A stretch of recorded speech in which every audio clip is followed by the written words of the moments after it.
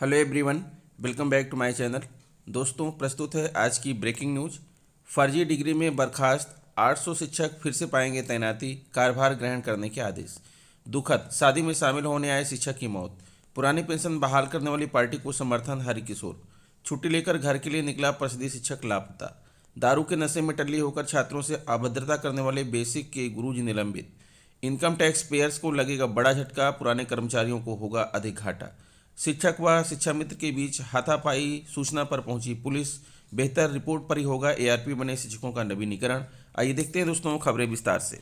जी हाँ दोस्तों, आप देख पा रहे हैं खबरें विस्तार से किंग्समैन ई हब यूट्यूब चैनल पर। प्रयागराज, आगरा विश्वविद्यालय की फर्जी डिग्री लगाकर बेसिक शिक्षा परिषद के स्कूलों में सहायक अध्यापक पद पर नौकरी पाने वाले और जांच में बर्खास्त 800 से अधिक शिक्षकों को फिर से तैनाती मिलेगी।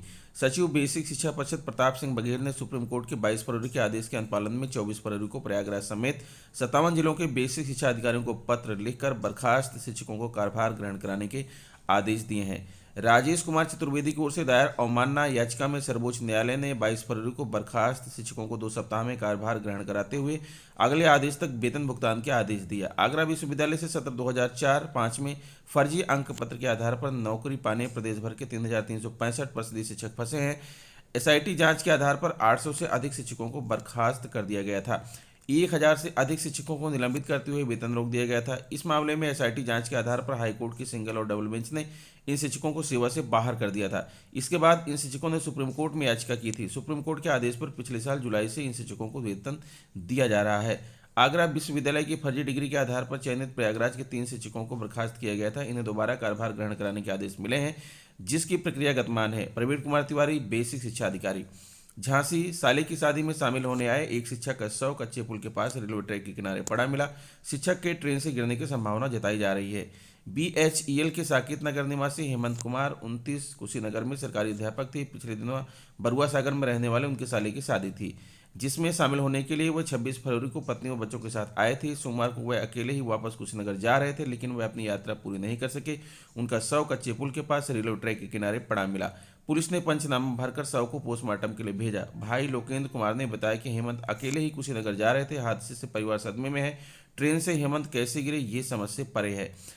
यूपी में पुरानी पेंशन व्यवस्था बहाल करने की घोषणा करने वाली पार्टी को विधानसभा चुनाव में समर्थन दिया जाएगा। यूपी सरकार कहती है कि केंद्र सरकार को पेंशन बहाल करने का अधिकार है, जबकि राजस्थान सरकार ने पुरानी पेंशन बहाल कर साबित कर दिया कि प्रदेश सरकार ही पुरानी पेंशन व्यवस्था लागू कर सकती है। यह बातें मंगलवार को पीडब्ल्यूडी रेस्ट हाउस में कर्मचारी संयुक्त परिषद के प्रदेश अध्यक्ष हरिकिशोर तिवारी ने कही। उन्होंने कहा कि 2005 में यूपी में पुरानी पेंशन व्यवस्था को बंद कर दिया गया। पुरानी पेंशन व्यवस्था बहाल करने की मांग को लेकर संगठन ने कई बार आंदोलन किया। पुरानी पेंशन बहाली मंच के तहत सभी कर्मचारी, शिक्षकों, अधिकारियों ने मिलकर आंदोलन किया। सीएम योगी आदित्यनाथ व तत्कालीन मुख्य सचिव अनूप चंद पांडे ने 7 शीर्ष अधिकारियों की समिति गठित कर 2 माह में रिपोर्ट देने का निर्देश दिया, लेकिन कोई निष्कर्ष नहीं निकला। प्रदेश महामंत्री सुब्रत सिंह ने कहा कि पुरानी पेंशन बहाल करने की बात करने वाली पार्टी का समर्थन किया जा रहा है। ग्राम विकास अधिकारी मनोज कुमार दुबे, अरुण सिंह, शैलेंद्र कुमार त्रिपाठी, सलाउद्दीन, संतोष सिंह, पंकज कुमार मिश्र, राकेश कुमार, शिक्षक संघ के ददन सिंह, सुनील पांडे आदि मौजूद रहे। प्राथमिक विद्यालय दोहर में सहायक अध्यापक पद पर तैनात मोहित सिंह चौहान 1 सप्ताह बाद भी अपने घर नहीं पहुंच सके हैं। वह अवकाश लेकर घर के लिए निकले थे। उनके घर नहीं पहुंचने पर भाई ने थाने में रिपोर्ट दर्ज कराई है। जानकारी के अनुसार मैनपुरी जिले के बिछिया गांव निवासी मोहित सिंह चौहान प्राथमिक विद्यालय दोहर में सहायक अध्यापक हैं। तैनाती के बाद से ही मोहित कोन थाना क्षेत्र के सलैयाडीह में किराए के मकान में रहते थे। 24 फरवरी को घर जाने के लिए छुट्टी लेकर वह निकले, लेकिन सप्ताह भर बाद भी घर नहीं पहुंचे। इससे घर वाले बेचैन हैं। बड़े भाई भूपेंद्र सिंह ने बताया कि रिश्तेदारों व मित्रों से मोहित के बारे में पता लगाया, लेकिन अब तक उनका कोई पता नहीं चला। सोमवार को कोन थाने में तहरीर दी है। प्रभारी निरीक्षक रमेश यादव ने गुमशुदगी की रिपोर्ट दर्ज करवाकर कार्रवाई शुरू कर दी है। महोबा विकासखंड जैतपुर के प्राथमिक विद्यालय बमनौरा में तैनात सहायक अध्यापक अजय कुमार को शराब के नशे में अजनर में राहगीरों एवं कोचिंग जाने वाले छात्रों के साथ अभद्रता करने पर बीएसएन ने निलंबन की कार्रवाई की है। मामले की जांच वरिष्ठ खंड शिक्षा अधिकारी आभा अग्रवाल को सौंपी गई है। जांच के दौरान उनको प्राथमिक विद्यालय साहू मुहाल भगौरा से संबद्ध कर दिया गया है। बता दें कि इसमें बमनौरा के सहायक अध्यापक पर पहले भी इस तरह के आरोप लग चुके हैं। 23 फरवरी को खंड शिक्षा अधिकारी के निरीक्षण के दौरान वह अनुपस्थित पाए गए थे। उन पर शराब पीकर अध्यापक की गरिमा को धूमिल करना, विद्यालय के शिक्षण कार्य में रुचि न लेना, विभागीय आदेशों का पालन न करने का आरोप लगा है। बेसिक शिक्षा अधिकारी सूर्यभान ने बताया कि शिक्षक का व्यवहार इस तरह का नहीं होना चाहिए। लापरवाही पर कार्रवाई की गई है। जांच पूरी होने पर अग्रिम कार्रवाई की जाएगी। मामले की जांच वरिष्ठ खंड शिक्षा अधिकारी को सौंपी गई है। वहीं मामले को लेकर सहायक अध्यापक ने अपने ऊपर लगे आरोपों को नकार दिया है। नई दिल्ली पहले से ही लगातार बढ़ रही महंगाई के मार के बाद सरकार करदाताओं को बड़ा झटका देने की तैयारी में है। पुरानी टैक्स व्यवस्था को समाप्त किया जा सकता है, जिसमें 70 तरह की विभिन्न छूट रिबेट मिलती है। रेवेन्यू सेक्रेटरी तरुण बजाज का कहना है कि इनकम टैक्स की पुरानी व्यवस्था के प्रति टैक्स पेयर्स का आकर्षण घटाने की जरूरत है, जिससे ज़्यादा लोग इनकम टैक्स की नई व्यवस्था को अपनाने के लिए प्रोत्साहित होंगे। इनकम टैक्स की नई व्यवस्था 2020 में शुरू हुई थी। इसमें टैक्स स्लैब की दर कम है, लेकिन डिडक्शन की कोई सुविधा नहीं है। वास्तव में यह नई टैक्स स्लैब व्यवस्था अधिक आय वाले और किसी भी बचत में निवेश न करने वालों के लिए फायदेमंद है। 2020-21 में नया टैक्स स्लैब आया था। हालांकि सरकार ने वित्त वर्ष 2020-21 के बजट में टैक्स की नई व्यवस्था को लेने पर कहा था कि इनकम टैक्स की यह नई व्यवस्था काफ़ी आसान है और फायदेमंद है। इंडिविजुअल करदाताओं के लिए इसमें इनकम टैक्स रेट कम है, परंतु स्टैंडर्ड डिडक्शन और सेक्शन 80C जैसे पीपीएफ, बचत, एलआईसी, प्रीमियम, सुकन्या योजना आदि की सुविधा नहीं मिलती। स्टैंडर्ड डिडक्शन और सेक्शन 80C की बचत से मध्यम वर्गीय करदाताओं टैक्स का बोझ कम हो जाता है। 5 लाख तक कोई टैक्स नहीं। नई व्यवस्था में 5 से 7.5 लाख आय पर 10% टैक्स देना पड़ता है। पुरानी व्यवस्था में इस पर 20% टैक्स देना पड़ता है। लेकिन दूसरी तरफ सेक्शन 87A के तहत मिलने वाली 12,500 रिबेट के चलते सालाना 5 लाख रुपए तक की इनकम वाले लोगों को नई या पुरानी व्यवस्था में कोई टैक्स नहीं देना पड़ता है। पुरानी व्यवस्था में 8.5 लाख कमाई पर भी टैक्स नहीं।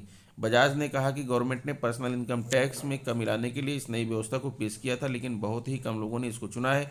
देश में एटीसी और स्टैंडर्ड डिडक्शन का इस्तेमाल करने वाले 8.5 लाख सालाना इनकम वाले लोगों को कोई टैक्स नहीं चुकाना पड़ता है।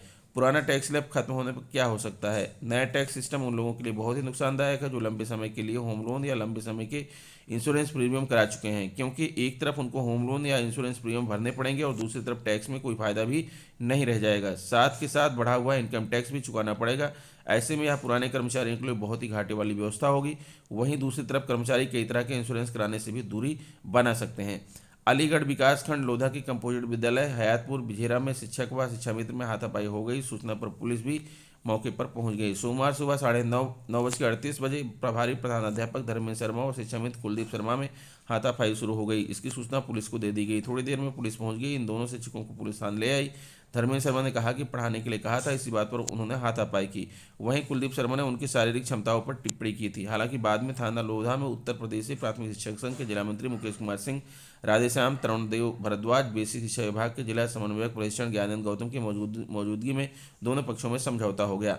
झांसी बेसिक शिक्षा विभाग के स्कूलों में बेहतर पठन पाठन के लिए विषय विशेषज्ञ शिक्षक एआरपी के रूप में कार्यरत हैं। निदेशालय के निर्देश पर अब इनकी कामों का मूल्यांकन होगा। रिपोर्ट बेहतर होने पर इनका एआरपी के लिए नवीनीकरण होगा। जनपद में 39 शिक्षक शिक्षिकाएं बतौर अकादमिक रिसोर्स पर्सन एआरपी कार्यरत हैं। इनके मुख्य कार्यों में प्रतिमाह कम से कम 30 विद्यालयों का प्रेरणा ऐप के माध्यम से ऑनलाइन सुपरविजन, एक विद्यालय को गोद लेने एवं उसे मॉडल विद्यालय के रूप में विकसित करने, ई पाठशाला का क्रियान्वयन, कक्षाओं में बच्चों को पढ़ाने सहित कई अन्य कार्य हैं। विभागीय जानकारी के अनुसार अब इन सभी एआरपी के कार्यों की समीक्षा होगी। इससे पता चल सकेगा कि विद्यार्थियों की शैक्षिक प्रगति में इनका क्या योगदान रहा है। बताया जाता है कई एआरपी अपने कार्य को ठीक ढंग से अंजाम नहीं दे रहे हैं। इसे लेकर निदेशालय ने पूरे प्रदेश में नवीनीकरण के लिए यह नई व्यवस्था बनाई है। इस संबंध में बीएससी वेदराम ने बताया कि एआरपी के कार्यों का मूल्यांकन होगा। खंड शिक्षा अधिकारी रिपोर्ट बनाएंगे, इसके आधार पर ही इनका नवीनीकरण होगा। इसे लेकर एआरपी तैयार है। तो दोस्तों, ये रहा आज का ब्रेकिंग न्यूज। आशा करता हूँ वीडियो आपको अच्छी लगी होगी। अगर वीडियो अच्छी लगी है तो प्लीज़ मेरे चैनल को सब्सक्राइब कर लीजिए, बेल आइकन को प्रेस कर दीजिए। मिलते हैं आपसे नेक्स्ट वीडियो में कुछ नई जानकारी लेकर। तब तक के लिए नमस्कार।